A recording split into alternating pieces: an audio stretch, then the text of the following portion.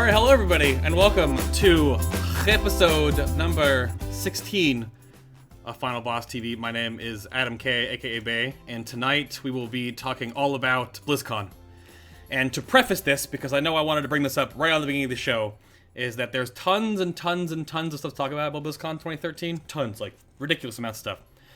We had to break it down on which ones really felt impacted, like what we talk about with endgame rating and kind of the higher end stuff. So we have a little bit of general stuff to talk about, and then we'll break down the big topic everyone's freaking out about, which is Mythic rating. So we have some awesome guests on the show tonight to fill up the roster. Obviously, Anna is here. We also have our writer for the show, Reesi, is joining us. And then, yes, he is in a bathrobe, but Affinity is sitting behind the scenes somewhere now. I did freak out that the bathrobe wasn't red, so we'll quell that right now. Don't freak out. It's still there. It just changed color. But to jump right into all of this and to say hello to everybody back from BlizzCon, and thank you all for being here, let's bring this up. And Anna. Hi, Anna. Hey. Good to see you guys today. You couldn't get your shirt, huh? Oh, what? Oh, yeah, we'll see. Yeah, there you go. See. There's the shirt I'm wearing. I don't know if anyone in the chat's going to recognize it, but carefully chosen from my BlizzCon shirt collection. You had so many to wear, and it was actually like a battle to get you to wear the Final Boss t-shirt because you had so many other things to wear. I know, and my guild got really mad at me when I was like, I have to, pump the show and represent Final Boss, and they were like, no, you have to wear the Something Wicked shirt. So I ended up, I did wear the Final Boss shirt on Saturday, though, as anybody who saw me can confirm. No, it's totally okay. But no, your shirt is Puzzles and Dragons World of Warcraft, right? Is that what it is? Puzzles and Dragons World of Warcraft. Yep. So I also said, joining us, our writer for Final Boss TV, Reesi, right over here. Hi, Reese. How are you doing? Hi, guys. What's up? I want to ask how the hedgehog is doing actually behind you, which I guess we'll get to more on that in the after show tonight. Yeah, but the real one will come out eventually. Yes. Much to her dismay. Yeah, we were talking about behind the show. Is she have to take own notes on her own episode that she's actually joining us in? I don't know how I'm going to do that. I'm going to be like staring down and no one's going to be seeing my face. I'm just going to be busy writing. Because we still got to make a write-up for this. And then, last but not least, brace yourselves. It's still there. There's the... Oh, okay, he was making a face for us. Affinity, Blood Legion, thank you very much for being on the show today, sir. Hi. Was that acceptable? No, it was okay. Face? I was waiting for you to make a face that was good to transition to. It's okay. It's awesome. It's great. That's what I turned on the Skype chat to earlier today, was just weird Skylar faces. I don't know. Weird Skylar face, yeah. You know, whatever. It should be okay. I think we have definitely a whole bunch of stuff to talk about here because, again, I wanted to make sure that we didn't, we have to make sure we rail ourselves in because there's so much to talk about. And episodes down the road from here, we will cover more stuff as more information develops, obviously. But... we don't want to, go too much into some of the things because there's lots of things that are like confirmed and not confirmed in our pre-show talk. We were having things about like, can we talk about this? Can we not talk about that? What can we talk about? Because we might have heard things, elbow to elbow with people that aren't official yet. But when those things become official, we'll talk about them. Anna had to make sure we were able to talk about something on the show last night even, so we're good to go on that. But I think to just go right up into this, I don't know, for everyone that doesn't know, we'll go into our two guests are right now. I'll start with Affinity first. If you don't know in the chat room who this what are these faces? This guy is. Just who are you and what do you do? Me. I know. That's a good point. I'm sorry. Reese was one of those that have good faces tonight, but what do you do on the internet? Affy, what is your claim to fame? Who are you, for those that don't know who you are? I play video games on the internet. It's crazy. I'm Affinity. I currently play a Mistweaver monk or a druid or a priest or whatever tickles my fancy in Blood Legion. We're US first, world second 25-man at the present moment. Yep. Very awesome. And then Reesi, who is you? You can fight back you can fight back with faces now. Who's you? I am Reesi. I currently play a hunter for a casual baddie 10-man. I used to tank for Drow. I used to be bear, my bear tank. And I started the Inconspicuous Bear in the end of Wrath, I want to say, beginning of Cataclysm, something like that. So that's my claim to fame right now, is that website. But well, yeah, the Inconspicuous Bear is awesome, by the way, for them Guardian tanks. And then I wanted to make sure Ariel, like he did more work than I did, so I just made the website. Yeah, I wanted to bring up too that you were in Drow at the time too, because people always ask like, where are these people raiding and they don't fall into the right description for the show, blah blah blah. But no, Reese's... I had to stop raiding with them. In the middle of MSV because I couldn't make their raid schedule work anymore, and I just never got back into it. So okay. That's totally okay. And then, Anna, you and I are still 12 of 14 right now. Yes, we are working on Paragons. Still on those bugs. I actually kind of like that fight for now. Coming back after BlizzCon because I missed an entire week. I was gone from Tuesday to Monday, and then I got home on Monday after having taken the red eye, and I signed on for raid. And then I was like shaking. I was so tired, and I finally told my guild leader like, "Please sit me, please." And then I went to sleep. So coming back, I rarely ever miss progression. So trying to hop into that fight, having missed the first night of progression, was a little crazy. But hoping for it within a week or two. I think to go on Paragons real quick, after coming off of like the Black Fuse like crazy train, Paragons is like relaxing almost. Yeah, no, I'll agree with that. Especially when you're not always on the belt, and then you have to be on the belt, and you're not on the same part of the belt that you were on before. Definitely, Claxy, it's like, oh, well, you have to dodge stuff that's in a circle, but it's just attenuation, and it's not that hard. So I like that fight so far. It's okay. So we'll definitely get there. But so to bring the show into full steam ahead, we wanted to just kind of touch on some basic stuff, which was to talk about here is what we thought of BlizzCon as we were going. And just to go around the table, me personally, my first one I've ever attended physically. I have watched virtual tickets in the past, and I have had friends that have attended that have like sent me pictures of their phones, and they gave me swag bags. I did a whole bunch of giveaway stuff like last year with old BlizzCon things that I'd accrued over years. But this is my first one ever. And then Anna is rather seasoned, but then Reesi and Affinitii and I are this is our first ones, correct? Yep. I'm a BlizzCon expert. This is number 3 for me. Yeah, so I was at 2010.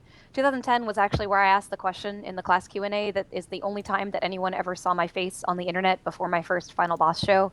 I didn't put any pictures of myself up, but that was me asking that question at the 2010 class Q&A. And that was exciting. And then I came back for 2011, and then 2013 was my third.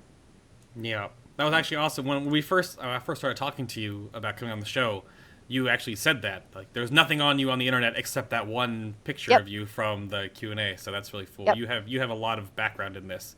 So, and I guess then we'll start with the three of us that have not been before. So, without last year happening, like Reesi, what did you think of your first experience at BlizzCon? Considering this is like the biggest one they've had ever. Judging by the live stream I watched the last BlizzCon, this one was a vast improvement, and it was very fun to be a part of, especially being there for the live ceremonies and all that other stuff. So it was really cool, and I'm glad I got to go. So I need to go back every year, apparently. Well, yeah, now it's almost like tattoos. All year. It's like addicting. Yeah, you gotta go. Yep. And then Affy, even if I don't get tickets, I'm still gonna go. So just go and hang out outside. Pretty much. Why not? Hey, my guild is considering getting a house next year. Come on, make a whole week out of it. Chris was thinking the same thing. Like we saw that a bunch of the big guilds did that, and we were like, that sounds so much more than like the hotel running and hopping around. Yeah, it's the way to do it if you're gonna do it. Full guild house, 30 people in a house, blast. Yeah, how was your experience there then, Affy? What did you guys from the first time you going?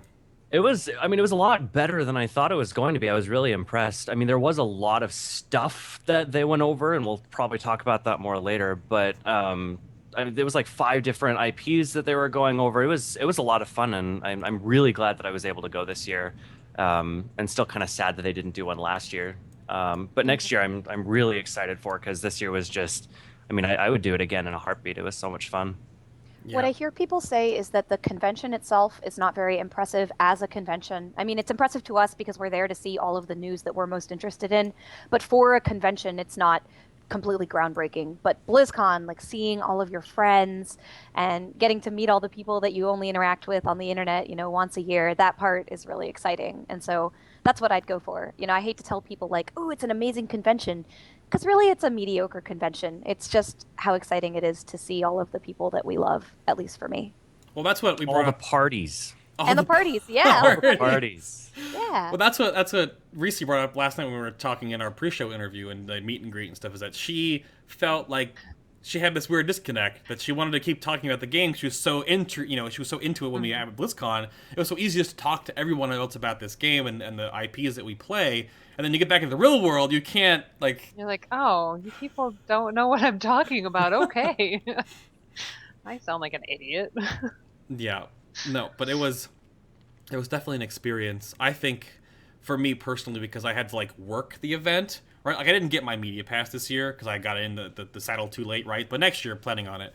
But since I had to take footage and meet people and connect and socialize and bump into fans, I was so scatterbrained till I actually watched the actual what was happening that I had to recap on what was happening. I had to read stuff on Mana Flask or MMO Champion. What did I miss? What happened here? So it was a little overwhelming. I was just tweeting stuff. I remember going to playtest and Twitter was kind of blowing me up for pictures of some of the talents because not all the talents had been posted yet.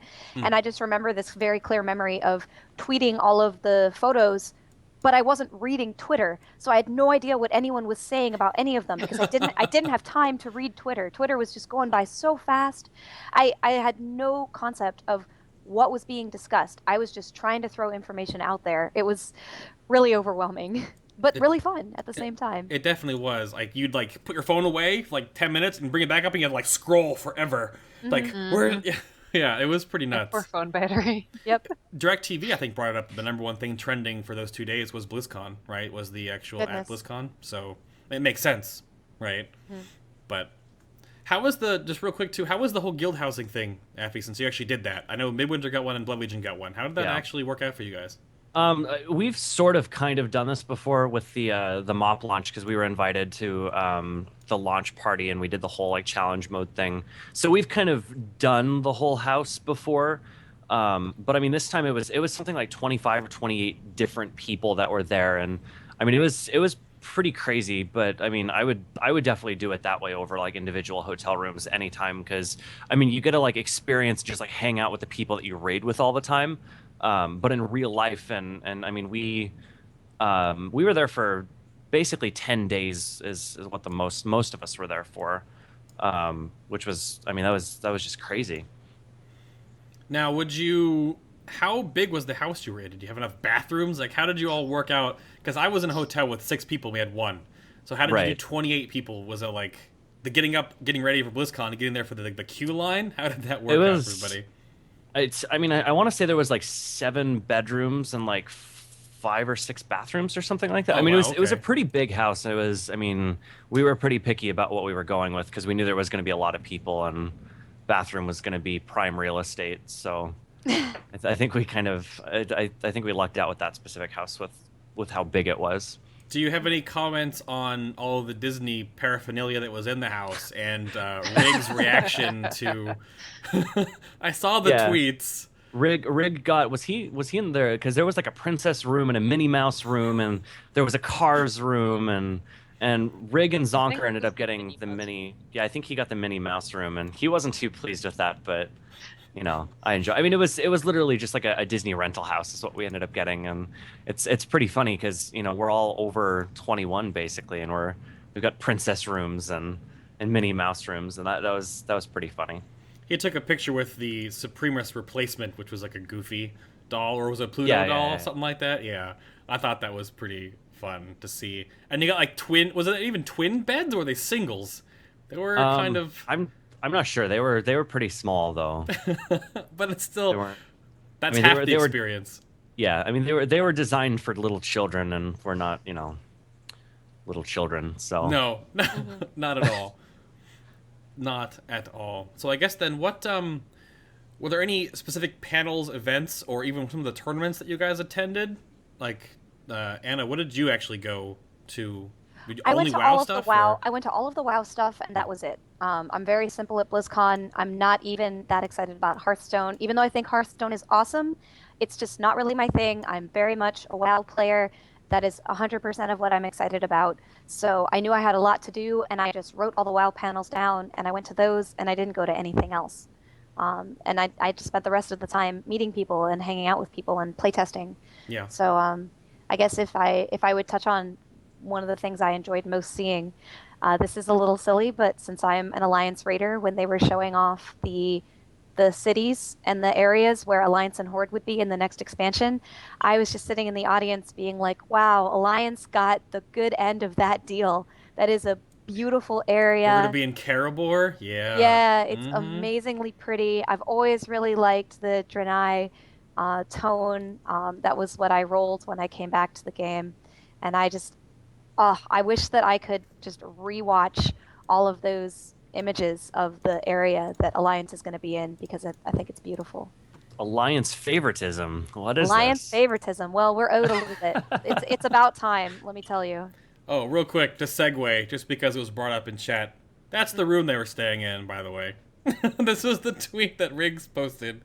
It's got the Minnie Mouse and the Mickey Mouse bed, and Oh my gosh. there's Donald and No. Pluto and Daisy and Goofy. I thought you were just like, I thought it was just gonna have like figurines or something. No, Oh, no, no, it's- no, The no. entire wall is painted. Yeah. Oh my goodness. Oh, yeah, that's pretty amazing. Oh, I'm sure Pretty Riggs was a big fan of that. incredible. The It looks princess like a very small bed. the princess room even had like little princess like dress up clothes like in the closet. Like they didn't spare anything for this Disney did experience. did anyone rental house. did anyone put them on? No, I don't think that would have worked very well. Okay. I don't think they would have fit if they were for kids. Well, Yes. I'm like, Affinity's a lanky guy. You probably could have squeezed into something like that. I mean, just I kind don't of. think so. No. Okay. Well, I that's don't fine. think That's still That- pretty good. Back on topic. Somebody in chat just said something that I thought was really funny. Yeah. Because this is exactly what it felt like comparing Yeah. Karabor to the ogre dump in Siberia. Which is what Word art. Thanks, Shark Gaston. That's pretty classy. Oh, yeah, that's too bad. I mean, like the ogre city looks cool and it feels very orcish, but from anyone that cares about any of the lore in the game and obviously like rated Black Temple, being in the like pristine version of that Draenei owned Karabor city know.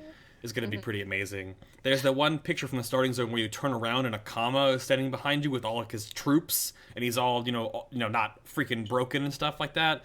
Such a cool like feeling. It'll be a lot of fun. That'll be a lot of fun. How about anyone meet anyone super awesome that you really wanted to meet, like that you bumped into? Or I don't have my own little. I'll get into that, but I want to go with you guys first on that. I am not going to mention any names because I met probably 100 people that I wanted to meet. Yeah. A bunch of you guys in the chat room, loved meeting all of you guys. I met Elvine, who's in there. I met Ace Lana, who I've always followed on Twitter. Obviously, I saw all my guildmates. I got to stay with Elumina and with Ophalie Vasi Pali, and with Celesti, and that was just amazing. But I could go on for like 15 minutes with people's names, and I can't do it. So I'm gonna move on. Yeah, Somebody else say something. I was gonna put like in the BlizzCon 2013 episode 15 that I put up on our YouTube page. I was gonna put like a thank you everyone that I met, and I started typing it, and I was like, this is gonna be too long. This is gonna be like the credits for Lord of the Rings. I'm just gonna no. I just can't. I can't even list all of the people that I met, and all of the people who I didn't have enough time. Yeah. That I couldn't spend enough time with. We had a Paladin meetup at 4 p.m. on Yep. Saturday, and that was amazing. We had just probably 25, 30 people show up to that to see me and Thek and Riddick and Anagen, who write for WoW Insider, and Mallory, who started Sacred Duty with us, and Sleepbag was there, and so was Absalom, and so was Trekkie. Trekkie, and it just and Sam I Am was there, your paladin in your Yep. guild, and it just lots and lots of people were there. You and guys that was really flooded neat. that place, by the way. Like, I watched lots of, like, Meeting Stone meetups over there, but, like, the Paladin one, the Palapalooza 2013, was, like, Yeah. people were, like, just conglomerating. It was everywhere. It was awesome to look at that. It's really fun. Yeah, so Really I'm not fun. going to take up any more time, but I met a lot of people, and it was Yeah. incredible. Then what about you, Reese? What panels and tournaments did you attend, and had you meet anyone super awesome? Well, I did a lot of the main Blizzard panels with a couple of my close friends, Melphis, who I raided with in Drow, Ariel, who have been working with Bear Theory Crafting for a long time. I unfortunately had a cold going into BlizzCon, so I was Oh. really kind Yeah. of out of sorts, and I spent a lot of time in the hotel room sleeping, which is unfortunate, but I still had a lot of fun meeting a lot of people. So I mean, I So I'm basically just sorry, but attacked Derevka at some you're point. the source of the BlizzCon flu? Is No, Oh, She's I not was like like, patient zero. oh no, Uh-oh. no! oh my everyone God. got sick and it was your fault? Typhoid Now we know who to Reesi. blame. Oh no. Oh no, sorry. She was kicking the hell out of that before Yeah, she left, so I I think that vitamin the crap out of everything. yeah, And no. I was pretty much okay during the day, and then but at night, I just my body ran down and I Yeah. had to get rest. So I unfortunately couldn't go to very many parties, but I did make up for it and toured the Blizzard Studios offices on Monday with Yeah, Swifty, jealous. Hotted, Bajira. Hashtag jealous. That was really fun. Definitely. And what about you, Effie? What did you go see and what did you bump into that you like? There was a lot of people that I bumped into. I mean, it was kind of overwhelming just how many people like came up and wanted to talk to me and stuff. But um, gosh, I mean, it had to have been like a couple hundred people that I had bumped into. It was awesome. I mean, I would definitely say the highlight was probably meeting a lot of the people over at the Convert to Raid podcast. They did like a party that I ended up Oh, going yeah. to, which was awesome. Yep. Yeah. Coltrane and Pat, like that was awesome fun. And then there was Elvine and there was Emily and it was a lot of people, but I mean it was a blast getting to talk to so many people. And you mentioned it earlier, where it's just kind of like you can actually go and just talk about a video game that you spend so much of your time doing, and it's not really awkward. Like you can just start the conversation up, and it works, and it's not totally weird. No, absolutely. And to go Shark wanted to talk about developers you guys met. So my two big, because I obviously recorded and took photos at like every Blizzard event except like the overall Q&A, because I was with my guild finally for the first time out of all the stuff. I felt like that was the one thing I could do to actually have time with my guild, because we had like 13 people from Chris there. It was crazy. But so I was at the Tangerine Bar and Grill, which was it's the WoW Insider like Zam Wowhead kind of like Game Breaker TV. Everyone's there at the crazy Tangerine, and then like they had that place filled for hours. And it's like the pre-show. It's on Thursday before the main event. And I was there. That's where I bumped into Affinity and Elvine, and finally saw Anna there at the very end. But then I'm just sitting there talking to Dry and Twin Top. Right? They walk up, and I'm like, oh, it's the guys on my show. And they were like, they're both together too. It was weird. They had much fun together, and they were walking around priesting it up. But I talking to them, and like Dry had this like shocked look on his face, right? Like he looked past me and was like, it's like, what's behind me? So I back up, and in my peripheral, like right here into my vision, I turn, and Ghostcrawler with his hand out said, I'm here to meet Bay. Like, and I was like, well, hello, sir. How are you doing today? Because I didn't expect to turn around to you. So that was my biggest like moment. So we talked a little bit, talked to Ghostcrawler about the show. He listens to it apparently. And we talked to a whole bunch of him. There was a couple other devs that were rounding about. I think Halinka was there, because we were trying to find Olivia, right? We're trying to find Olivia this whole time. Anna and I were like, where's Olivia? That was the quest. The quest was to find Olivia Grace. And then we found Halinka, and then Olivia just appears through the crowd, because they're like conjoined or something like that, because they all talk about PvP, and they started ragging each other like almost immediately. So that was super fun to meet all those people. But a lot of it was that like even just walking through the convention centers, or even the guys that I met at the Coco's, that little breakfast bar right down on the street by the hotel, people knew me when I sat down. And that was the coolest thing too, is because I think that we're really it's just like getting, like Affinity said, like so many people are like, oh, you that guy with the robe? So, and that was the funnest part, I voice, think. yeah. Yeah, in that voice. That was probably the best part about everything. It's just like is meeting people that you've like touched in some way, not like bad touch. Damn it. It's still really weird though when that Maybe happens. Affinity. You're like, wait, You think? you know me, okay. You Sure. think? It's my third BlizzCon, so a lot of that stuff isn't all that new to me. Like I know Yeah. that all the devs, they try very hard to go to a lot of the parties, and like They're everywhere. they're Yeah. there to hang out with the players. Like Yep. I think, isn't that something that Mike Morheim said, that they regretted canceling BlizzCon last year because the employees were sad too, Yeah. that they couldn't come hang out with the players. I would have to say that I wish I could say that meeting like Greg or Ian was the most memorable part, but honestly, I would say the most memorable part was meeting Nethera, the CM, because she's The a very candle. strong. She's Yes. she's a very strong female voice in the gaming industry, and I also met Blizzard Kismet, I don't know what her real name is, but I know she's Kismet on Twitter, and she's so cool. Like I was just talking to her, and then I realized that she's one of the developers there, and I'm like, yes, this means a whole lot to me. So that was my like little nerd moment because women in gaming are not very common, and so it meant a lot to me to meet those people and kind of see what they do. Yeah. So that Just was to my moment. to derail, because you had your moment, Mhm. even meeting all the developers and all of you guys was amazing to me, because I have had, like, I guess gotta get it out there, I've had like this Superman crush on Mike B, aka Phony, now for probably going on 5 years. And I had to actually I was like schoolgirl nervous. I had to get someone to introduce me to him at the Convert to Raid after party. Because he walked in and I was like, is that Mike B?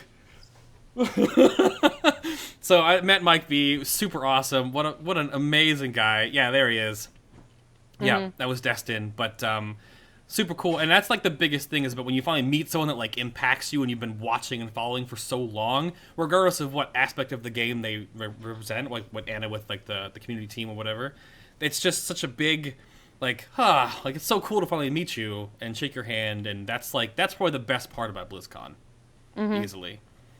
So that was And it's really hard because you don't want to be like, for me, I don't want to be a fangirl and just like, oh my God, meeting, somebody famous. But at the same time, it really means a whole lot to meet people who have impacted your life. I mean, it sounds really corny, but it's true. Like what these people do, whether they're streamers or content producers or game designers or community managers, they have definitely impacted my life and what I do in the game and what I do with my out of work time so much. And it really does mean a whole lot to me to meet them and hear what they have to say. So, I guess maybe a little bit of fangirling is okay. I hope so. I think a lot of it comes down too with all the developers that actually go around to meet all of us, all of the players. It's a huge deal for them too, because obviously it's just it's a great way for them to get direct feedback and just feel like they're doing a good job. Like they are making a great game. And with 2 new IPs they just launched, there's so much like buzz about Here's the Story, and people love it. Everyone that played it is just like, I love this game, and you get to bump into developers that actually are making this game, and you can tell them to their face, and it's like, yes, I'm doing something. That must feel great for them too.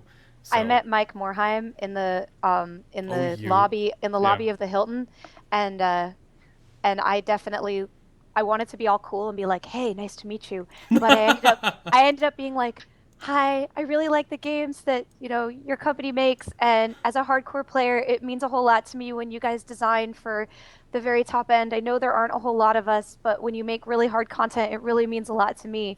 And I had this like awful fangirl moment. I was just like, but I wanted to communicate that because I am a serious player, and I wanted to communicate that it means a lot to me that they take the time to make content for the top 1%. When it's a much smarter idea to make great content for the rest, like for a whole range of gamers. But that's the content that means the most to me. So I had this little fangirl moment.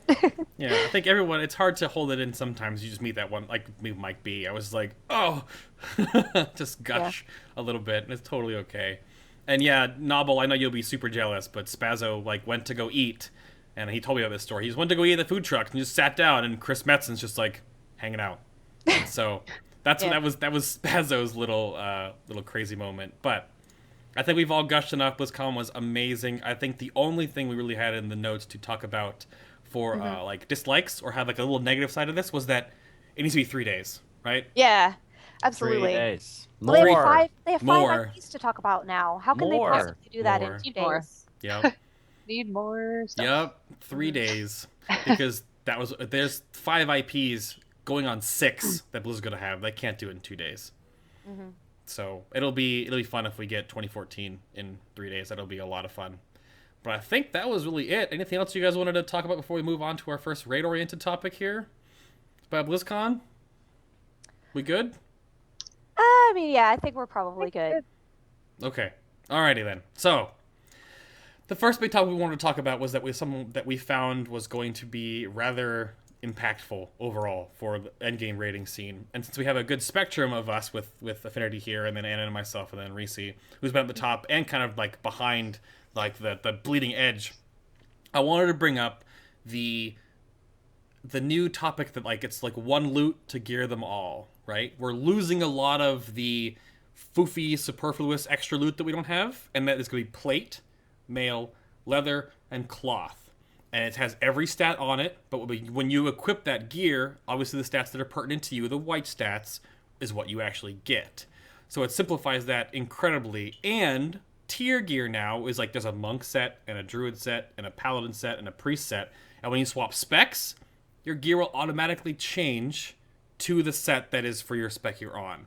So I wanted to break that down just a little bit here, because that's a huge, big deal that I definitely feel is going to be really impacting how Raid's going to be in the future. So, clapping his hands. He's ready. So excited. I have to He's say, ready it makes for this. picking up druid tier so much easier. Yeah, it's going to be Before they something. made the change to like the specs in the drop down menu, you had to scroll through, and if you picked the wrong tier, you were screwed. Yeah.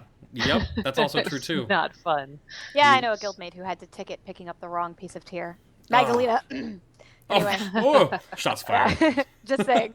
That happened. So I guess I want to open this up I'm going to go right to Affinity on this one, because you're so happy about this change.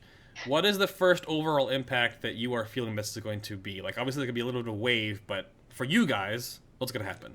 I mean, the biggest impact for us is we're going to have a lot more control over who we gear. In a top-end progression-oriented guild, you're definitely focusing your gear, like under your tanks first, and then your DPS, and then your healers kind of get whatever's left over. And now it's like, it sucks for me because I'm going to have less purples right away, but overall for the guild, it's going to be a better thing because... you're going to be able to actually, a plate piece drops, and it's not like, oh, look, more paladin healing loot that we're just going to disenchant. Yeah. So you're actually going to be able to focus your gear a lot better. And later on through the progression cycle, you're also going to be disenchanting gear a lot less, because it's no longer this piece of gear drops, we don't need it because, like I said, it's the holy pally gear or whatever, but it's a piece of plate that a warrior could wear, a death knight could wear, and stuff like that. Just gives us so much more flexibility with what we're doing with our gear, and I think it makes getting gear a little bit more enjoyable because you don't have to worry so much about a boss actually dropping that one piece of gear that you need. There's a little bit of flexibility there. Mm-hmm. Yeah, it definitely is. And to confirm what chat room is talking right now, because I kind of brushed over it, Reforging is gone. Mm-hmm. Like Zip Zero gone out of the game. Reforging is gone, and the gemming and enchanting system is being simplified. Whereas, I don't know if it's confirmed or not. These are the things that I don't want to really talk about, but the gemming system is going to be only, like, raw colors. There's no complement, there's no, like, green, purple kind of stuff. It's all going to be red, yellow, blue, correct? But we don't know yet. They're still, like, in Yeah, flux we're with not that. sure yet. But the That was gemming one of the Just like things in they a didn't talk gem about. yeah, the gemming system is going to be simplified. The enchanting system is going to be simplified. So I think it would have been okay if they just removed the hit and expertise and been done with it. Oh yeah, but that's and just hit and me. expertise are just gone as stats. Yeah. They're not That stats makes me anymore. really happy, actually. hit expertise, so is dodge, the and pain. parry are all gone. And what really I like about that is that they're maintaining a penalty for DPSing from the front, but it's only going to be 3% instead of currently 7.5%. Yeah. Drives me bonkers. Yeah. I'm sure that you've had this experience, Bay, where you're DPSing Siegecrafter and he turns around to throw his thing at the very beginning of the fight, and he Lava sits Lash is there. parried. He sits there he doesn't parry you while he's channeling the attack, but he sits there for 2 more GCDs and never fails. I get parried in those GCDs. So I'm so glad that 3% is going to be the only penalty for DPSing from the front. And I Anyway, keep going. Yeah, no, I was going to comment on that being like a weird, archaic system, honestly, because it doesn't feel like it should make... I mean, a little bit of penalty, but like some fights you have to hit the front. Like, Sinestra gets... I don't think there was anywhere, unless you were like right on the edges of the lava, where you can't get parried as a melee. And it's like, what the... I thought they removed parry from her. Some bosses they fixed and removed the parry from certain encounters like that. But there's a lot of fights where you have to hit their face. And I've had kill command get parried. Yeah, like... Like, are you kidding Oh, my me? heart bleeds for you. Yeah. Aww. Yeah. Especially when it's such a huge damage thing. It's just like, are you like the boss turns for a second and I hit kill command and parry. Awesome. Parry. I'm pretty sure I've had execution sentence parried, either parried or missed, although missed I guess would be my fault because if I was right below the hit cap, but it's just, it feels so bad. Having a holy power generator get parried, I'm just like... Yeah, well, like I have, if I have like a lava lash parried, it's like my biggest hitting ability, and there goes 800,000 damage on it, fine, that's okay, no big deal. Yeah. So, Ferals win, by the way. Ferals win the annoying positioning requirement race. I don't Right. know, but it Yeah. is absolutely Mangle worse harder. to be a feral. Well, that's what like that's what Spazza said about being sub, is that they were removing a lot of the positional requirements on abilities. So like you can backstab the face, and you can Yeah. shred the face, right? It's pretty sure those are happening. So yep. But I think then on that same has a dog. Yeah. Well, since we're talking about the stats that they've Yeah. removed, we can also talk about the stats that they're adding. Because they're adding, I guess what they're calling them tertiary stats. Tertiary stats. Yep. Movement speed and cleave, and isn't amplification one of them? It's the Yep. it's the ones that they've been testing on the trinkets this tier. Amplification and I guess and cleave. Oh, and cooldown reduction I think is There's another like one. absorption. They or said in one something, of the too. panels that they were testing them on the trinkets. Like Yeah, they've got- damage absorption. The ones See, I was they- worried about that right gear cleave sets. I was really concerned about like, oh, am I gonna have to carry like a set of cleave gear around in my bag or gem cleave? I don't know how all the gemming is gonna work. But the assumption, what they said in the panel was that it's gonna be such a rare thing that it's just gonna be like a bonus on gear. You're not really gonna be able to build like a cleave set. It's just gonna be a bonus stat that's gonna end up on some of your gear as a proc, It's true that basically. it's not going to be. I Yep. really hope it's true that it's not going to be one of those. Oh, It you better have not to be get carry this around a set to cleave win. set. Otherwise, like, oh, okay, Ugh. yeah. It can't be. Like I think that. they said it Like was that. going to be kind of like as rare as like Warforging or Thunderforged gear. Oh yeah, It's gonna because be like a Warforged flavor. is so rare in 25 mans, right? Well, Yeah. ah, So this says the brings. 10-man raider. Yeah, I I can know. hear the bitterness. Sucked. That's funny. There was That- one we had like every other piece is Warforged, which is weird, but it was all shit we didn't need. Yeah, well, that's. So I'm like, oh, okay, yeah. I think a lot of that comes down to two. I don't know how the loot's gonna work, but I think if you still raid 10, obviously for the normal and heroic versions of content, are they getting more than 2? I think you might not only get 2 pieces of gear to start out with. I think there's you like might a be getting. bonus chance. Yeah, I think you might be getting the bonus chance to get 3 on everything now, which will help It's a little bit. percentage. I think it's a Correct. percentage chance as you add more people to the raid. Yeah. There's not Yeah. like a.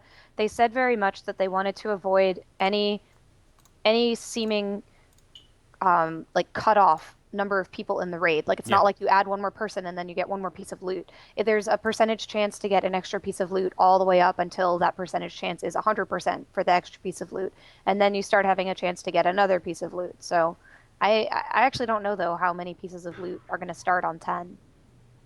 Yeah, I haven't found any information on that, so I don't really know either. Yeah, well, that's what Ian said at the panel, is that they don't want breakpoints. They don't want you to Break- know break that like points, you yeah. get 15, you get 4, and at 18 you get 5, and at 25 you get 12,500 pieces of gear, because apparently 12 of them get so many. But yeah, that's what they want. They don't want to have that being an arbitrary thing where you don't bring this many, but you bring this many people. So they want it just could be like not completely set every time you do the same boss with the same amount of people. You might get more or one less. So that's going to be, that's a way that they can control that. But Well, I guess, rather than speculating though on how it's going to Yeah. work, I mean, I would want to talk about whether or not it sounds like a good change to us. Sure. And for me, like I said before, I was a little skeptical of the whole cleave, like the tertiary stats. I know I was really concerned about them, but I actually think those are much more interesting stats. And I like gear being a little randomized. I hate the checklist best in slot list.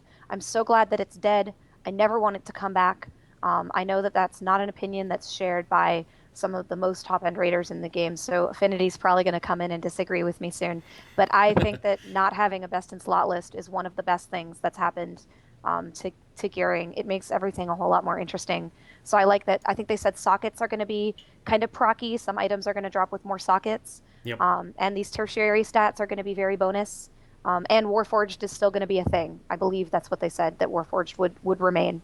And I think all of that is really cool. At least that's my interpretation. Well, she called you out, Affy. Go for it.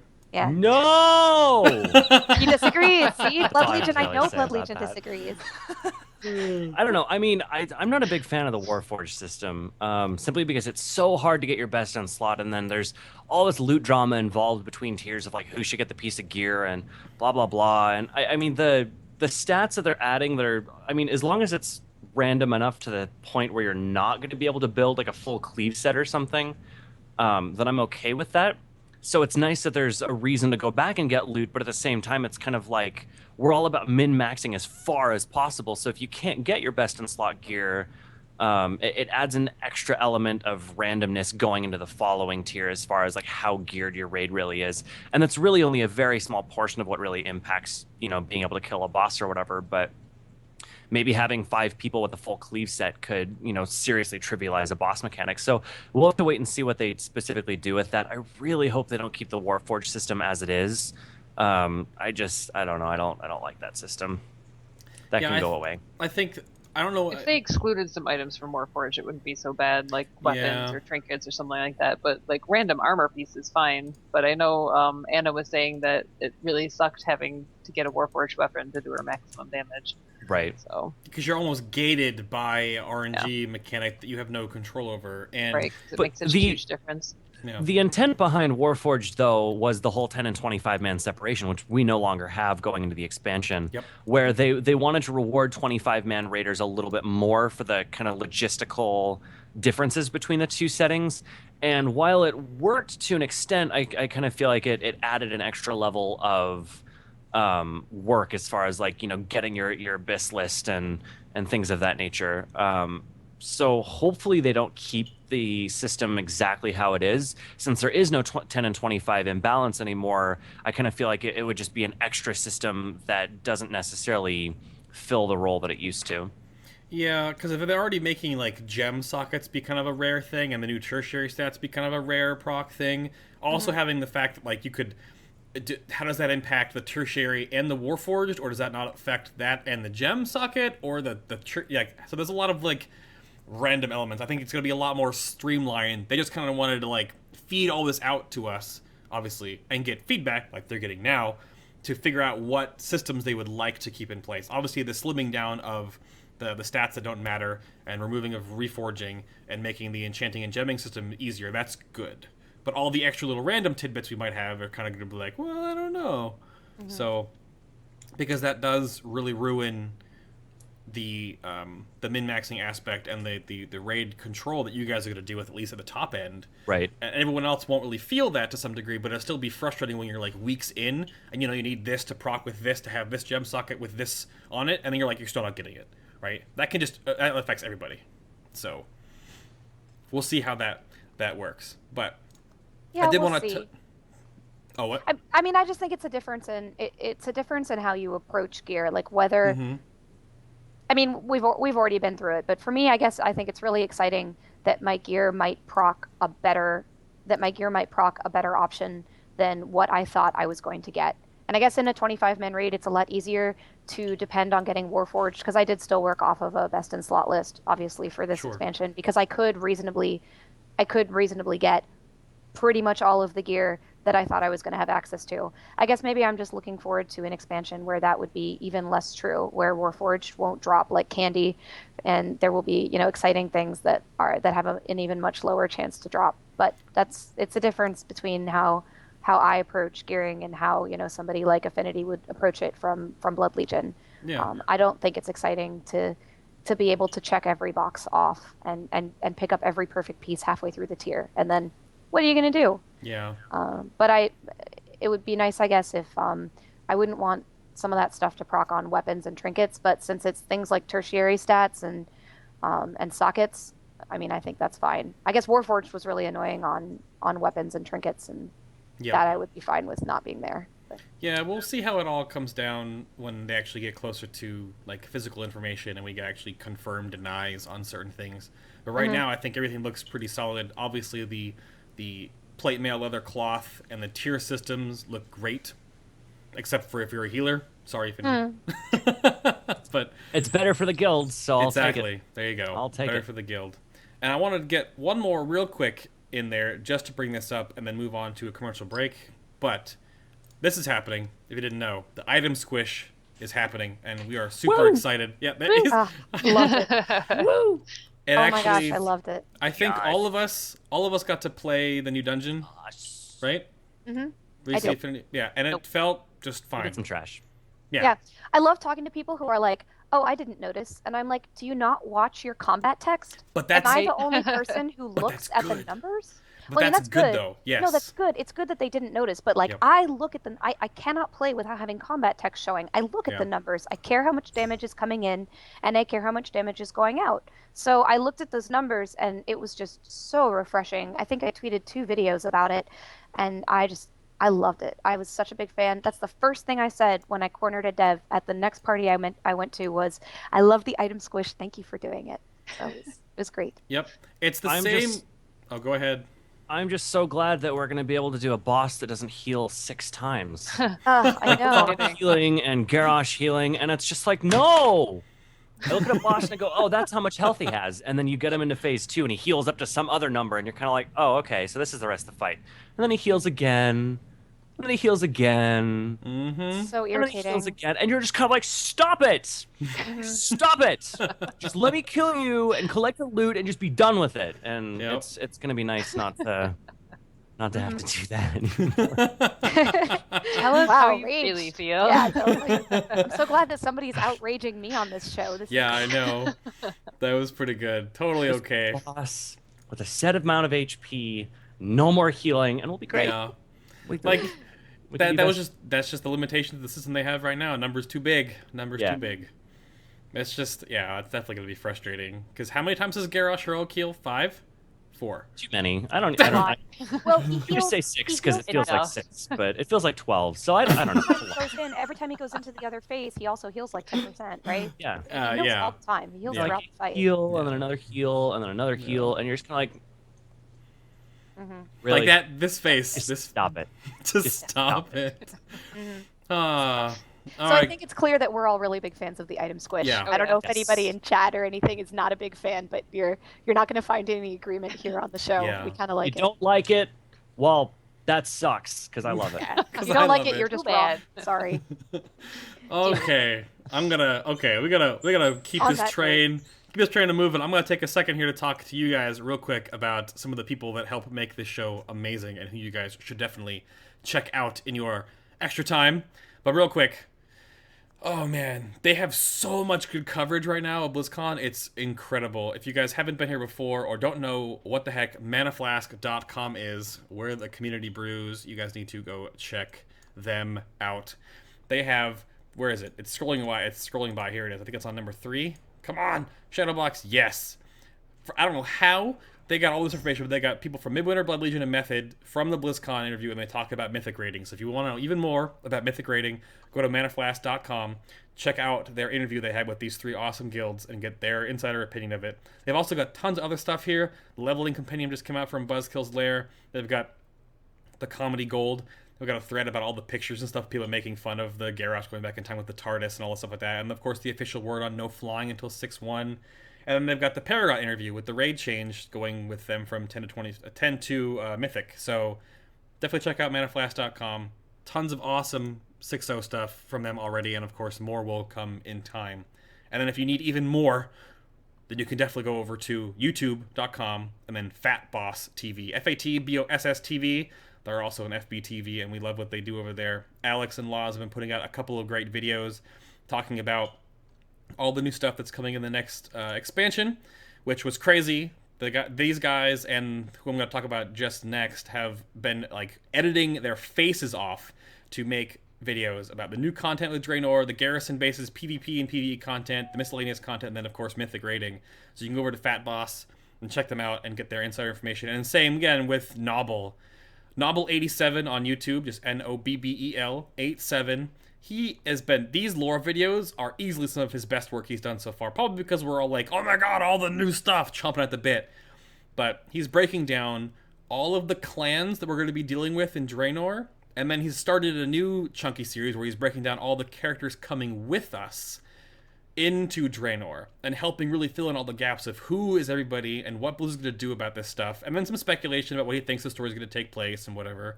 So lore stuff, crazy, and he has so many more videos. So many. Load more. Keep going. Wait, I'm still. Hold on. I'm still going. So if you guys want some lore videos, Nobble is where you want to go. Nobble the Noble. Super amazing. Keep making fun of him and rag on him to get on the show here in the future, and it might happen. So Yeah, and then again, if you want to go get, there's tons of stuff happening. Know that the 6.0 guides for Shamans are going to happen soon when we actually get more information when the beta comes up. So if you want to get that, if you play Shaman, you have people in your raid that are Shaman that need some help but right now or want to know what's happening in the future, totemspot.com. Totemspot.com is where you want to go. They have huge, awesome forums with all 3 specs, Elemental, Enhancement, and Restoration. They definitely have tons of information for you. They have a lot of dense reading, so much stuff to read there, but if you need any Shaman questions about any 3 specs, check that out. And then I was going to bring this up at the end of the show, but I'll do it right now.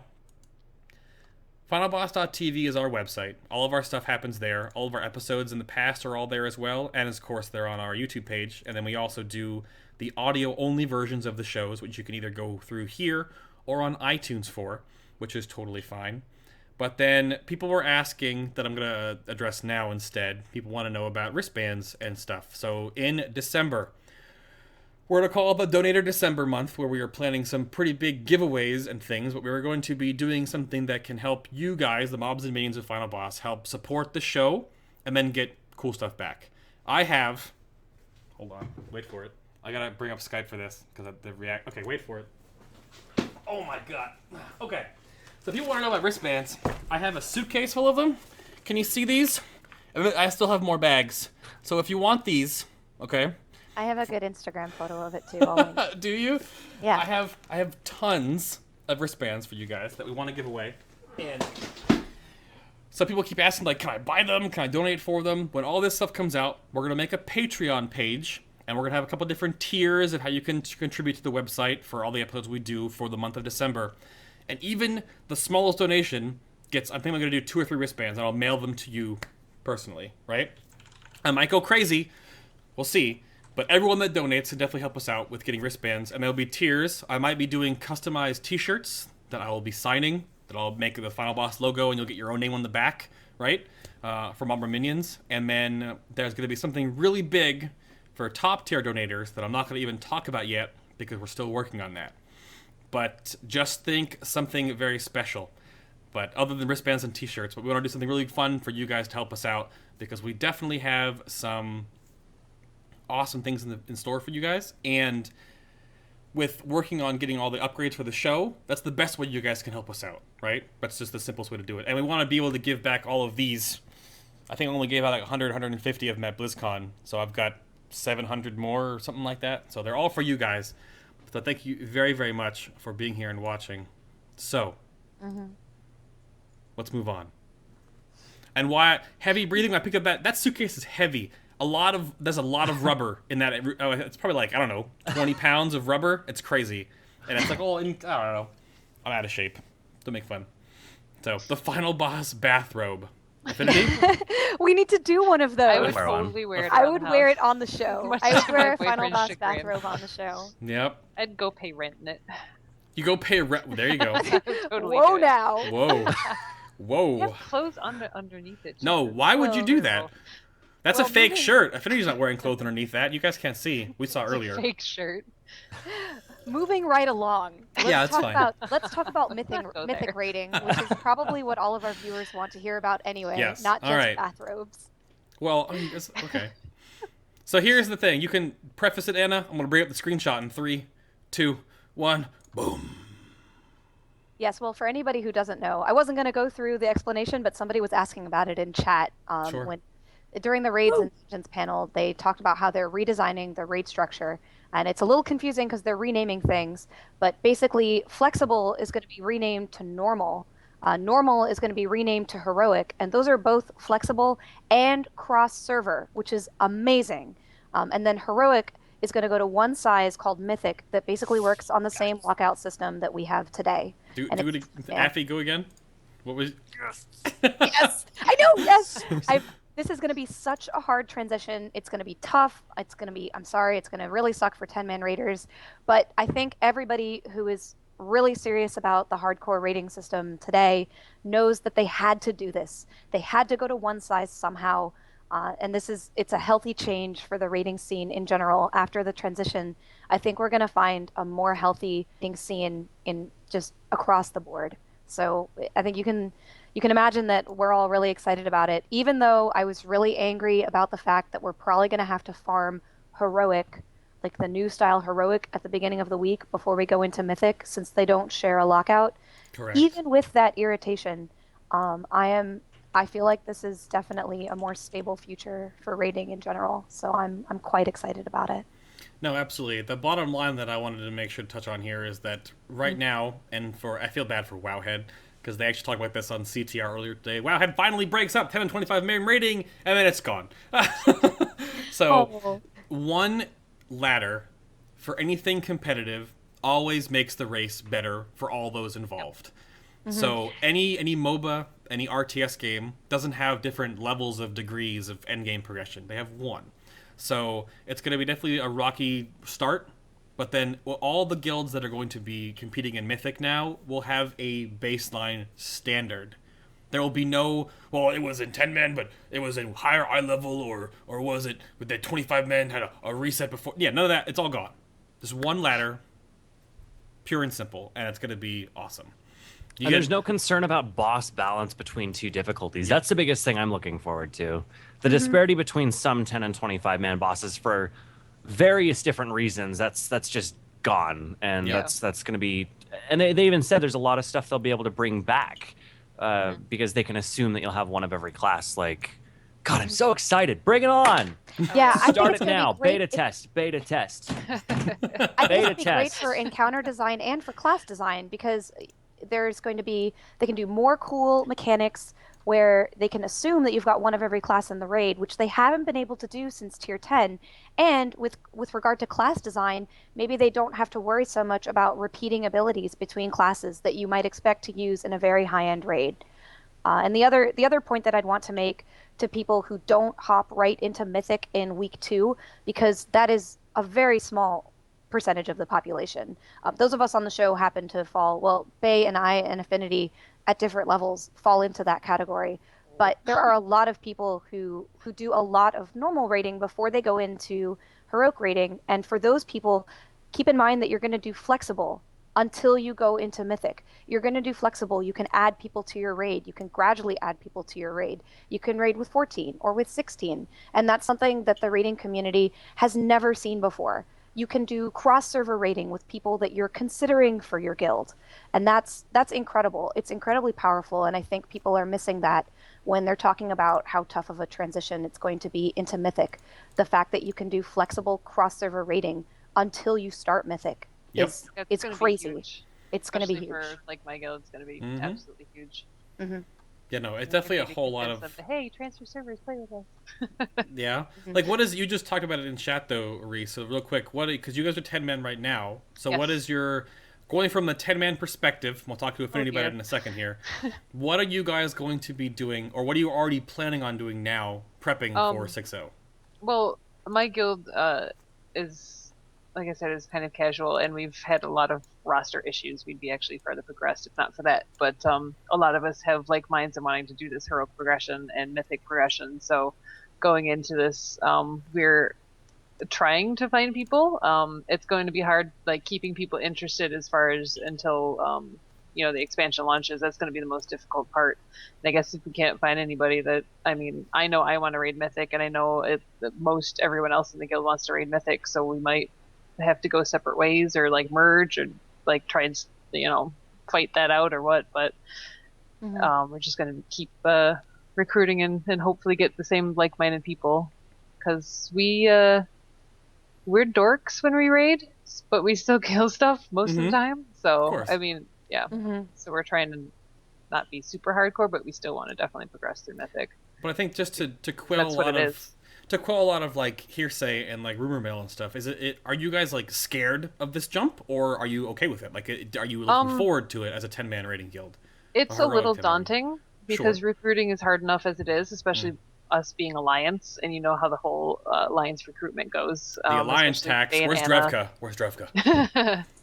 It's a lot. It feels a lot harder for Alliance to recruit, especially with the monetary issues involved with it. But I mean, one way or the other, we're going to get to it. So it's just a matter of time, really.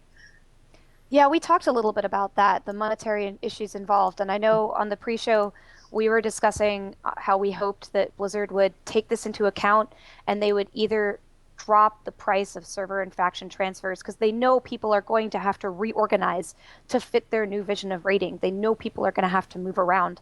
So I know what I'm hoping to see is either a combined server faction price that is lower than what it is right now, or a couple of very well-timed sales. I think would do the same thing. Big sales, well-timed sales, as people are looking to see where they're going to end up in the new system of raiding, and that's what I'm hoping for. Yeah. I'm sorry, like trying to recruit like Alliance to Horde and Horde to Alliance, $55 is too much. Yeah. And especially when you start adding in alts, it's like if you don't have a stable financial situation, that's just way too much. Yeah, I absolutely agree. And I guess we can hope that we're going to see something to ease that cost for people and make it easier for people to settle into a new home for warlords. Yeah. And then what about you, Affinity? What are you guys going to be doing with your roster going from 25 to 20 man? It's definitely easier for a 25-man guild because we just have to kick people or not invite people to raid or whatever you end up doing. See ya, Arv. Yeah. So it's definitely a lot easier for us. It's instead of having 28 to 35-ish people, I think was the most we've ever had on roster. We now have to worry more about like the 25-ish range, which I think is going to be a lot easier. Yeah. Oh, that sneeze. Excuse me. Sorry, I had to sneeze. So excited I had to sneeze. It's definitely going to be a lot easier for us than it will be for a 10-man guild to have to adjust to it, which is probably why I'm so excited for it. I feel it would probably be quite a nightmare trying to deal with it from a 10-man perspective. So I do agree. I do hope that they do a sale or a combination of like a free faction change with a server changer or something to kind of help, because at the end of the day, they're the ones making the decision, and they're like, hey, we need to do one raid size. And I agree with the raid size, but it's also a huge impact on your 10-man guild that they need to try and help allow people to continue raiding. Oh, yeah. I don't disagree with the raid size change at all. Like, I think it's fabulous for the game. It's just going to be a difficult process. No, I totally agree. So hopefully they will do something. I couldn't imagine them not doing that, because that was kind of the biggest thing, was a huge outcry from people like, we have to transfer, we have to merge guilds, we have to like try and recruit people. And I mean, they'll have to do something, and I think they will, especially if the community pushes for it. If the community says, hey, this is something you guys should do, then they'll likely do it. One thing I also hope is going to help this out is, this might have been missed in all of the announcements, but they do plan to implement some kind of looking for group feature like OQ and Open Raid have done. They're going to actually do that within the game. I did see this. I'm not crazy, right? This was actually announced? You're okay, correct. Good. I want to make sure that I'm not misinforming everyone, because I remember seeing this and it didn't get a whole lot of chatter afterwards. But I think that especially if Blizzard builds something like that into the game, it's going to make it much easier for people to find groups of real people to play with, and then to realize, hey, I kind of want to raid with these guys, and then consider a server transfer to join those people after perhaps a couple of weeks of doing flexible with them, or I guess the new normal mode. Yeah, I think the one thing to make sure to talk about there is that it's almost like they're bringing back the old version of the raid finding tool that we used to have in previous expansions, where it was like that interface in the game where you could like post you're looking for a certain raid and like had your role and like what raid you're looking for, and then like the raid leaders can like toggle in and click on those people. They're obviously streamlining that based on the technology that has been built up either by Open Raid or by OQ, right? So, but they're basically putting that and pulling it into the game, so it'll be easier for 10-mans in that regard to find people, honestly, to bring into the fold. Obviously, it doesn't go cross-faction, but I wanted that so badly. That was my one dream. That's what you wanted, exactly. And I have been told that it's not going to happen, because I moaned about it to the developers who I met at BlizzCon, and I said, it really sucks that I am an Alliance Raider who's reasonably hardcore, and 70% of the people that I play with who are similar to me are Horde, and it would be really nice if I could farm scenarios with them and do LFR with them, and it's never going to happen. It's just not going to happen, and that makes me really sad. But, I guess that's just part of how WoW is designed, so I'm okay with that. Yeah, Nobble's asking. I'm pretty sure it does not cross-faction, even though I thought that'd be such an easy thing to do if you're trying out people or doing in that system, whereas if you are going into an Alliance raid as a Horde, you just get like disguised as like a human, kind of like when you go into like scenarios, you disguise as a goblin or whatever, or something like that, or a dwarf or how with that. And then if you go alliance to horde, you get disguised as like an orc or whatever. Wouldn't that, and that would help ease that. And then if you find people across that border, then they can do the transfer. But if you just lose the other half of the game, or in like the alliance standpoint, the 30% of the game, because there's definitely more horde than there are alliance, I just don't know. I don't know why it's such a big deal. And they're like, the game is all about playing with your friends. We want Correct.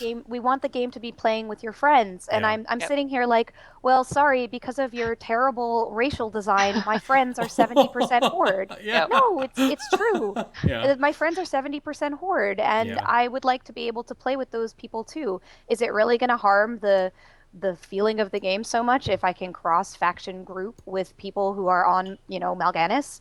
Apparently so. So, I don't know. We'll see. I mean, obviously, that's not going to happen in Mythic, but we're talking about the raids that are now LFR obviously happens because it's groupable, but that's not controllable. And then normal heroic are flexible and are already cross-server to begin with. But then that just you do lose a lot of people. I mean, my friends list, you scroll down through it, and if a name is Alliance, it's yellow bolded. If it's Horde, it's the grayed out, and like more than half my friends list is gray. So, Yeah. Mine's been kind of like tweaking towards Alliance recently. I'm not really sure how that happened, but yeah. Well, I think it's because you and I like to do a lot of cross-faction grouping, like LFR Sure. and such, which Yeah. is going to be so much That's more helped supported a in lot, Warlords. actually. Also, I'd like to say, just for everybody watching the stream and all of us on the stream, can we all collectively agree to call the expansion Warlords and not WOD? Not WAD. Not Yeah, WAD. can we I do refuse that? to Let's call do it that. WAD. You don't wanna- It's either MOP Warlord or was Draenor. terrible for this. Yeah. Let's just call it Warlords. Yeah, Warlords. Let's all agree right now. Not call it WAD. It sounds like a Okay. spit wad or something ridiculous. Because like mop was not bad because there was all the connotations about mopping away and cleaning up all like the crap and a fresh start kind of deal. But now WAD is just like, ugh. It sounds very like sad and depressing. Yeah, Warlords is Oh. what was trending on Twitter. Hashtag Warlords is the. Good. Yeah, I think we need to do Warlord. Yeah, CrossFit. As it should be. Okay. I good. would say that just the one downside, I mentioned it earlier, and I'd like to mention it again just because it really did upset me, and Yep. a lot of people saw me kind of ranting on Twitter about it.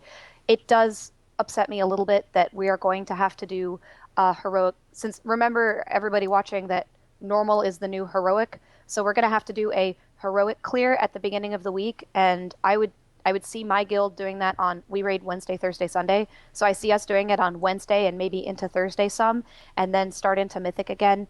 And for me, I really hate seeing bosses more than once a week. I really hate it. People say, Anna, LFR is so easy, Flex is so easy, you just go through and why do you worry about it? But it burns me out to see the same bosses twice in a week. It burns me out. Yeah, it'd be I kinda just weird. want to see them once a week. And it kind of upsets me that our farm is going to be at the beginning of the week on a different lockout, and then we're going to go into Mythic. I know that they've said that they're going to mitigate that a little bit by letting us unlock specific pieces of the raid and go in and attack specific wings for the gear that we still need. I don't think that's really going to fix the problem for me. I think we're still going to be farming the same bosses twice a week. I'm really not excited about it. If that's the price that I have to pay for this new, better raid system, then that's okay. I mean, I guess that's the price I have to pay. I think overall, the new raid system is going to be an improvement, but that is the one major downside to this announcement, and it did have me really upset when I saw it.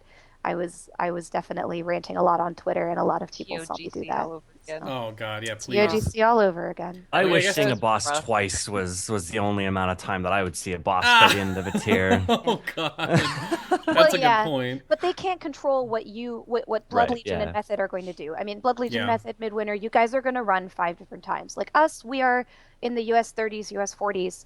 Like I consider us a reasonably hardcore guild, but we don't act the same way that y'all do. And we will do these farm clears because we do need the gear, just like we did Flex, just like we did LFR. Something that's mentioned in chat, though, is about the loot lockout. This isn't something that at least from what I remember, they haven't totally clarified as well as they should have, because they've said that things are going to be loot lockout based in like normal and heroic, but I think that's specific to that difficulty, kind of like how Yeah. flex and LFR works now. So I think they need to do a little bit of clarification as far as how the loot lockout is going to work, because Mythic is just how heroic is now, and then everything else is based on that specific difficulty, at least is the way that they made it sound. So we'll just have to wait and see, and hopefully they'll make a blue post and clarify a little bit more. Because I agree, having to do what's deemed, at least for us, we're going to end up having to do an LFR and then a normal and a heroic and a mythic if there's value in doing the runs for gear. So Yep. Yeah. maybe they just need to clarify. And this ties back into the fact that 2 days just wasn't quite enough for BlizzCon, because some of these points that are pretty important major points were. It was kind of like, oh, by the way, Mythic, next slide. So maybe they should take a little bit of time to elaborate a little bit further as to how they expect that specifically to function. Yeah, I think that's the one thing that we're trying to figure out here now. And this is one of the things we talked about in the pre-show where we're like, is this confirmed or not yet? And this is why it's okay to talk about it now, because we're just coming off the tailwind of all this stuff. But I think there's definitely going to be, obviously, there's an LFR, loot lockout, because you can keep doing the bosses over and over again, and you can coin them, I think, but there's not going to be like you can't get loot over and over again from the same boss. But then normal and heroic might share a similar thing, so you can't do both normal and heroic every week and get loot from all the bosses twice. But Mythic has obviously its own lockout. So, but I think though, only to begin with, as far as I know, like Affinity, probably you guys at Blood Legion are going to do the LFR version, I would assume, to get purples, and then either jump right into normal or heroic, because like I think you can only do one if the loot lockout changes, and then the reset after when you kill the final boss of the tier, then you get your Mythic lockout opening. And then from then on, with tier that'll be 18, I think you'll just do heroic and then Mythic. That'll be how it works. You don't have to keep doing all the tiers each time. I mean, the very, very first one is going to be the important one, because we want the purples going into it. So we'll definitely be doing as much of the available content for the very first one.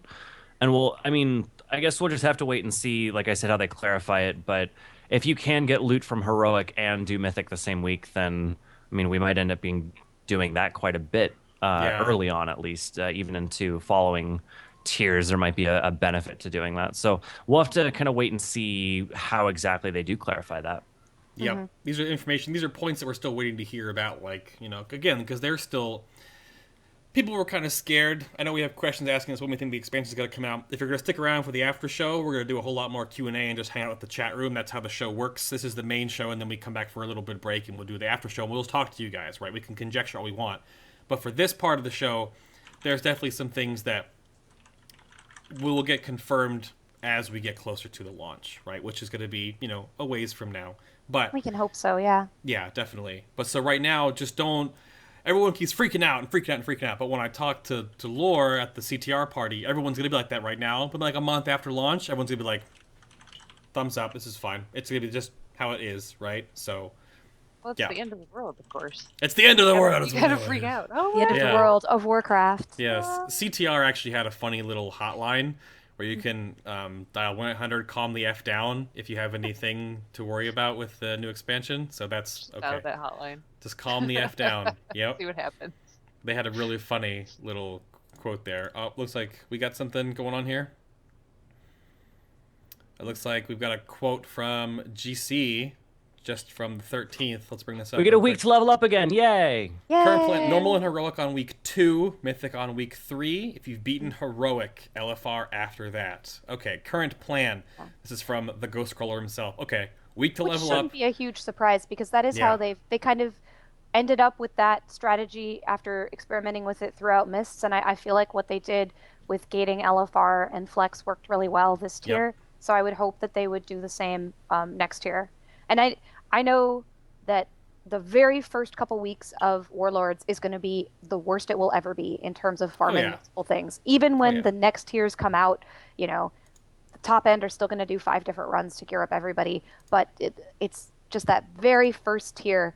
And so I know I'm looking ahead to it, and I know I'm going to be really upset in the middle of it. And I'm just going to tell myself, it's all going to end, we'll be through it, and then we'll be progressing, and then it'll be really fun. But I have this picture of how the very first tier of warlords is going to start, and it's not a pretty picture Well, right it's now. always Affinity can attest this. There's always so much, and they're doing a better job at this. They definitely tested it out in MoP, and it looks like it'd be really good in going into warlords, where the beginning expansion for the Bleeding Edge is just like content overload. You have to level, you have to get all your gear, you have to do your heroics, you have to get into the first raid.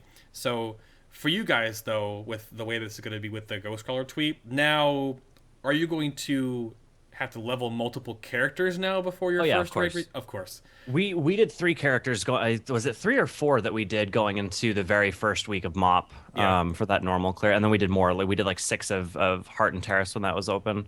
I mean the thing that this tweet still doesn't clarify is he's basically saying that we're going to get an additional week to level our character, or the 1 week that they did this time around.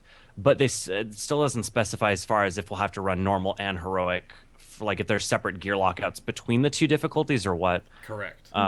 But, and I'll be honest, I'll take, if that's what it ends up being, where like we end up doing Mythic up to like whatever progression boss run, and then we go in and do a heroic to catch a couple of tier pieces or whatever, I would totally take that over dailies any day. Like no more dailies, like that's not happening again.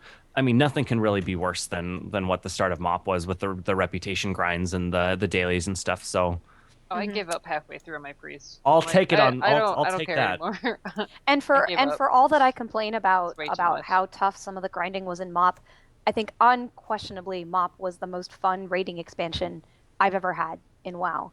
I think it was a really great expansion, but despite the ups and downs, just the direction of raiding is something that I really believe in, and that was not something that I felt in Wrath or in Cataclysm. And so if this is the direction that they're going for warlords, like I'm willing to jump on the bandwagon and see where it goes. I'll complain about the stuff I don't like, but overall, I'm just really excited. I think that what they're doing with raiding is definitely something I'm excited to see. Well, it's not to toot my own horn here, but I know previous episodes of the show we've talked about how MoP was, because it was like a delineation sort of from like the original couple of expansions, they kind of tested so many things in all 3 raid tiers with class sets, with the design of the heroic scenarios and the LFR changes with the whole expansion having it and stuff like that. So they've learned so much in this expansion that 6.0 is going to be really good. I am super pumped. I mean, even the stuff we even got previewed for, with like Garrisons, the new PvP place, almost the death of dailies to some extent, the more like world exploration oriented stuff, the no flying until 6.1, so much more like just fun gaming experience in the outside of the raid stuff, that we're going to see really good raids because of the Mythic edition as well.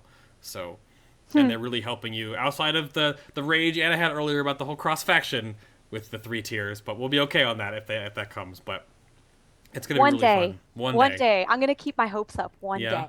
One day. And so that was something that we haven't spoken about yet, is that the whole Asia loot system. Well, that's what I was about to... You just I'll have to bring that thing up. Yep. Let's do that. My understanding is that it's all going to be one, like they're going to be back to what we're on now, because there's no reason for them to have like the 10 and 25 disparity that they have is like their 10 man is our 10 man, and then their 25 man, like it can upgrade 4 of 4, but it starts at 2 of 4, so like their gear is higher item level in 25 man, and the bosses are tuned a little bit different that way, and 10 and 25 are separate lockouts. My understanding is that they're coming back into what we're doing. So it's from what it sounds like, there's a possibility that it's going to be one ranking ladder again, with Asia dominating and destroying everyone's dreams. Well, that's what Affinity I talked about in the pre-show, where we were like, now it's going to be like, and Emily said it earlier in chat, it's not going to be world first anyone, it's going to be world first Asian guild, and that's the top tier, and then we'll find like, Method, Midwinter, Paragon, down there. So it'll be crazy to see, and that's sort of what hinted at when I was talking to Sko at BlizzCon, is that they were excited to see some of these old 10-man guilds bump up to Mythic, mostly Paragons. But then if the Asian scene is on the same ladder system, that'll be some competition. Just saying. It'll be interesting. Some competition, I don't know about competition. Oh no. I went there. Oh my goodness. Shots fired. But we will see. But all right.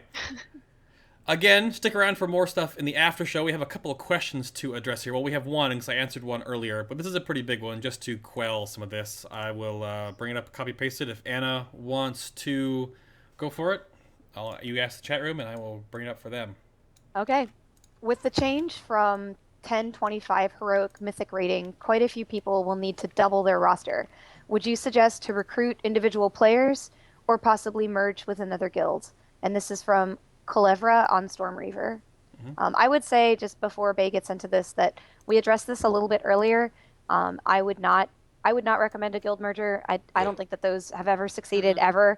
I think we're going to see a lot more people give it a try with this whole mythic thing going on, and I still don't think it's that successful. Yeah. I would say to go into the next tier, first of all, to start recruiting now. I would say to see what Blizzard does in terms of easing the transition from server to server, and to remember that you can cross-faction raid flexibly in the new heroic mode as you build your roster up towards mythic. And then once you have all of those new people, hopefully that you found through the new group finding system, that you found through Open Raid, that you found through OQ, if it still remains, and that you've recruited, then you take your steps into mythic. And that would be my recommendation. And after you had something you want to say? What? What? No comment. Don't merge. Don't do it. Yeah, don't even try merging. I don't think that's a good idea. That's all I had to say. And then from a 10-man perspective, bad idea. That's what you said though, Reesi, right? Yeah, I basically agree with what Anna said.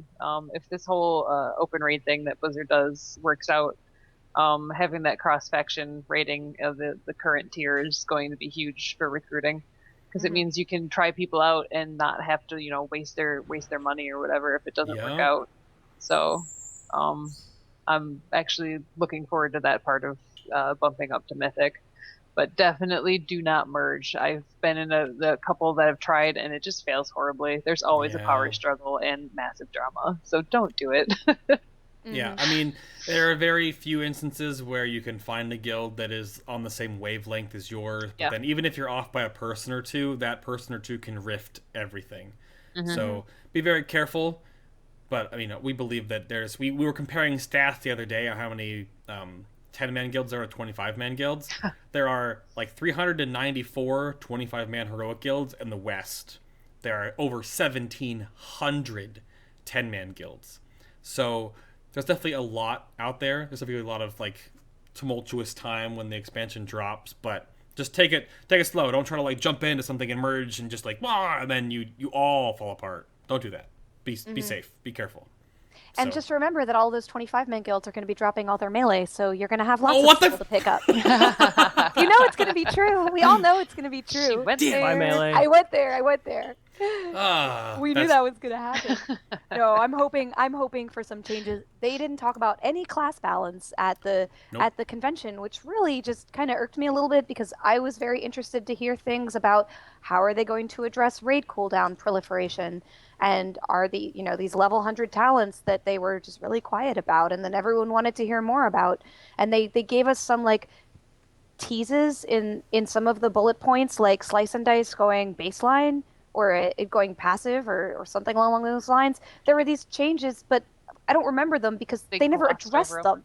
They glossed over them. Yeah, it was definitely glossed, because I think that they are trying to not change too much, as much as they have previous expansions. That's why I understood what they said. Right. And like the new like empowered spells and things, I don't know if that's going to work very well. I know that one person, Drevka, was like, chakra 15 second left on my cooldown. Like there were some things that weren't like, I got to level 97. Oh, so that was probably just why they glossed it, is because that's something they haven't actually put a lot of time into yet. So don't worry, don't freak out. Call 1-800, calm the F down if you need any 1-800 support. calm the F down. Yep.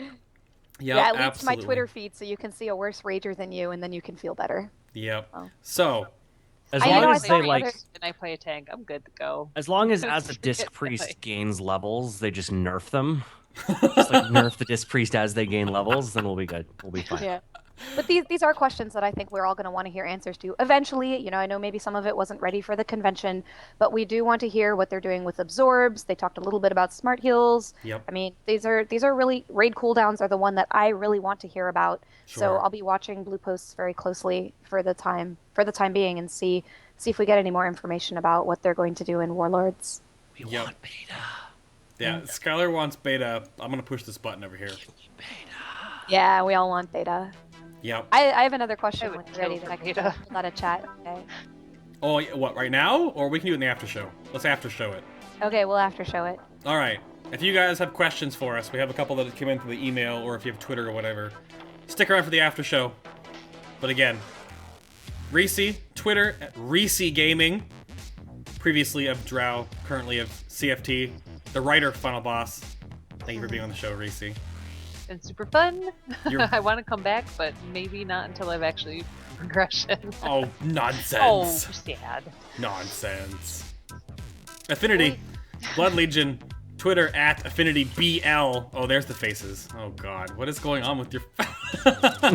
Thank you for being on the show, sir. It was a pleasure. Yeah, thanks. It was fun. I'm glad I was finally able to get on. Absolutely. Definitely have to bring you back on in the future for more of this stuff. I think what we're going to do a round table-ish sort of deal when Mythic actually gets a lot more chunky information. So, we'll see that then. Chunky information? Chunky information. Hey, it's fine. That's all right. You Anna use feel? chunky awful lot. I do. I like Chunky that word. and lots of rubber and. Oh my God. Anna Feel over at Twitter at Anna Feel. You can go follow more of her rage over there, I think, if it's going to happen. More of my rage. I just want to show off the best thing I got out of Oh, Blizzcon. you did get Yes, it. I did, from Eldakar at PvP Live. So we love you at PvP Live, and I love you, Eldakar. So Oh. you're my little friend. PvP Live, we're talking to you soon. But I'm Yes, over we there will. on Twitch, BayTLM, BAYTLM. That's where you can find me doing all the other things outside of this show. And yeah, if you haven't clicked on the social media buttons down below this show, they're all down there. The Ask a Boss, Be a Guest, all the Facebook, YouTube, and Twitter is down there for the show. But again, thank you all for being here with us for episode 16 of Final Boss. Stick around for the after show if you have questions. We'll talk to you guys there. But for all of us here at the show and everyone behind the scenes, mini bosses included, thank you guys very much for watching, and we'll see you next week right here at 4 p.m. Eastern, 1 p.m. PST, and 10 CET. Thank you very much for watching, guys. Bye. Bye.